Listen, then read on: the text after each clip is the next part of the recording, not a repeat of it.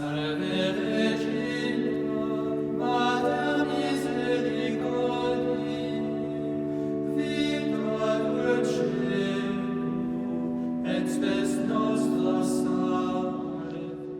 Gianna Oratory presents Daily Thought of St. Francis de Sales for August 28th.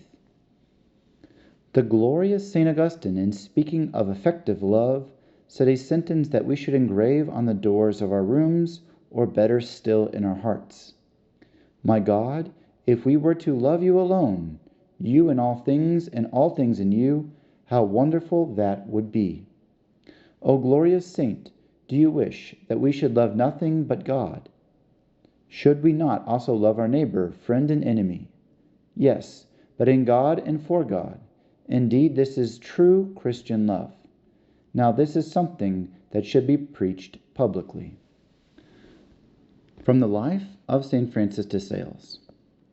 On August 28, 1567, the octave day of his birth, Francis de Sales was solemnly baptized at the parish church of Tarans, having as godfather Francis de la Fèchère, Prince of Siligny. At the sacred font he was given the name of Francis Bonaventure, although he was to go only by the name of Francis de Sales.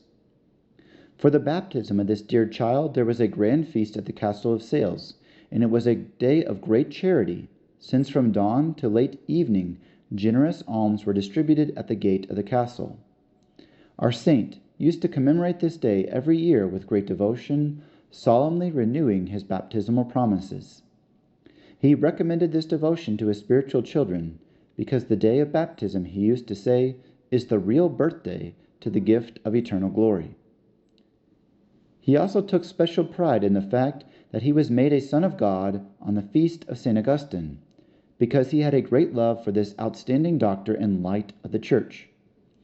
When he instituted the order of the Visitation, he did not hesitate to give to his daughters the rule of St. Augustine, writing in its preface that the constitutions of the same institute, composed by himself by pure divine inspiration, were derived from this rule of St. Augustine, derived as it is the being from its source.